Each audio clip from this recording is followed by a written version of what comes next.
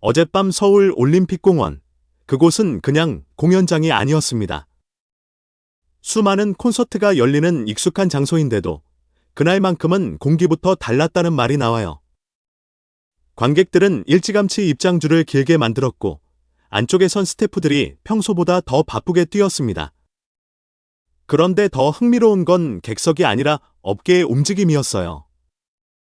한 사람의 무대 때문에 방송가와 음악산업이 동시에 긴장하는 장면, 솔직히 흔하지 않거든요.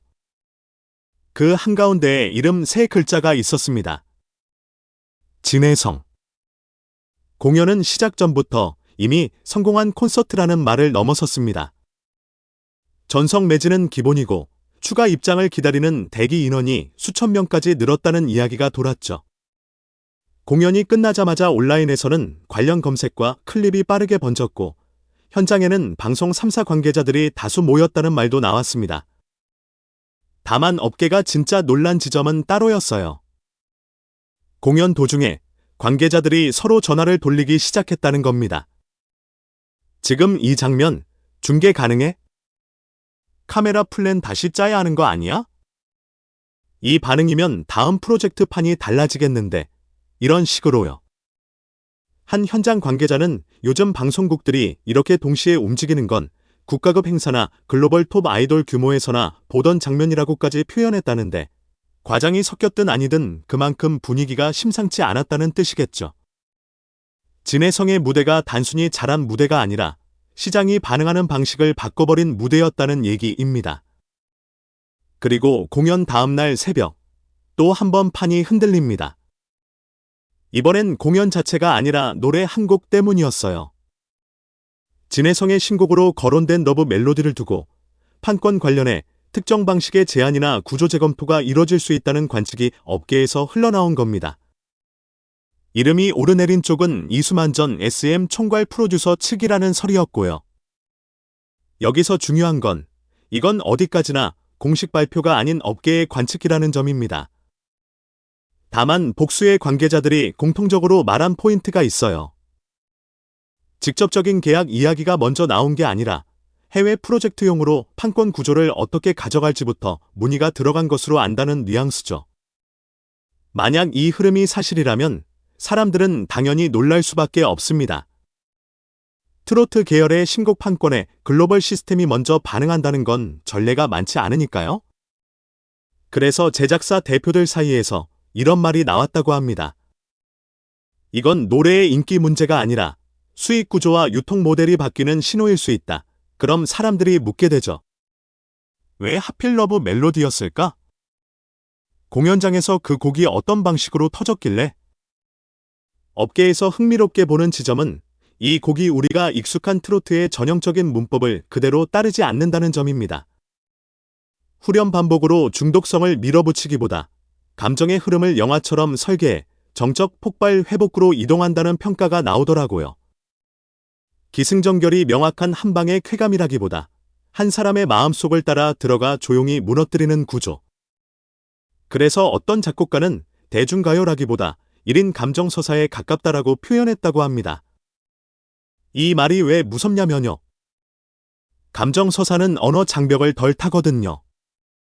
딱 한 번의 훅이 아니라 분위기로 설득하는 곡은 해외에서도 통할 여지가 생깁니다. 그러니 판권 구조를 먼저 묻는 움직임이 나왔다는 이야기가 적어도 완전히 말이 안 되는 소문으로만 들리진 않는 거죠. 무대 밖의 파장이 이렇게 커지는 동안 무대 안에서는 또 다른 장면들이 회자됩니다.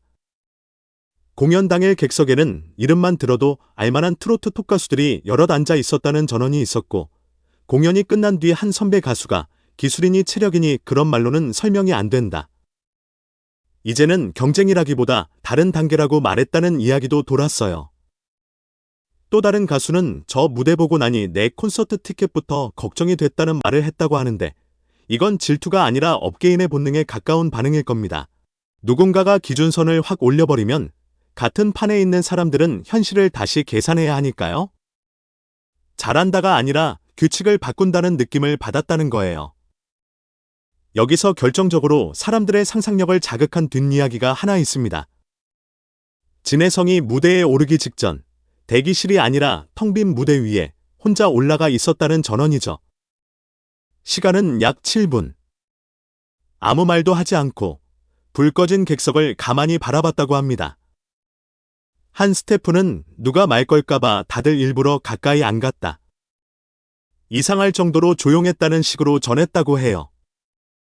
보통 아티스트가 무대 직전에 하는 건 루틴입니다.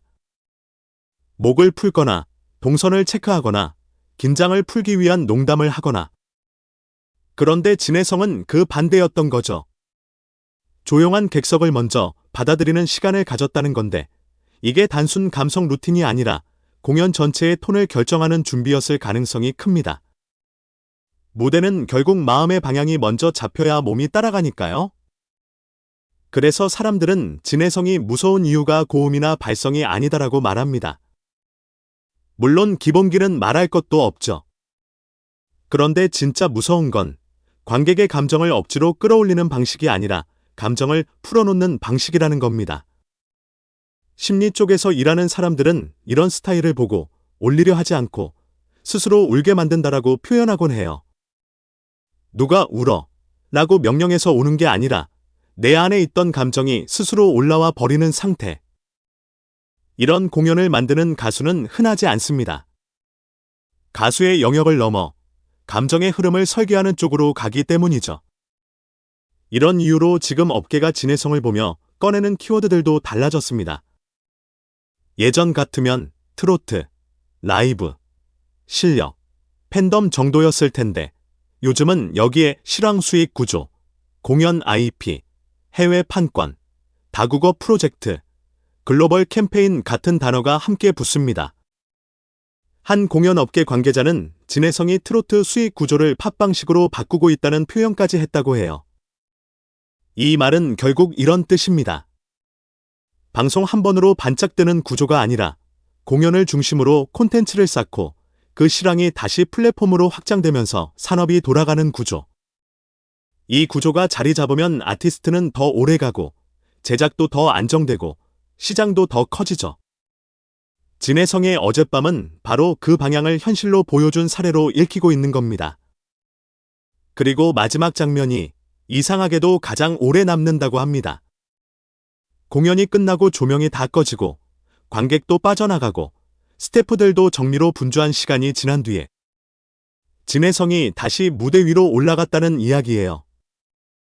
아무도 없는 객석을 향해 깊이 고개를 숙였고 아주 작게 오늘도 감사합니다라고 말했다고 하죠.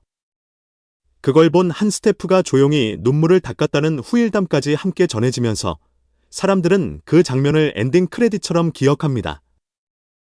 화려한 피날레보다 더 큰 여운이 남는 순간은 늘 저런 조용한 인사에서 나오거든요. 누군가를 향한 고마움이 루틴이 아니라 습관으로 굳어 있을 때 그 사람은 오래 갑니다. 결국 어젯밤 진혜성의 공연은 기록이 아니라 사건이었습니다.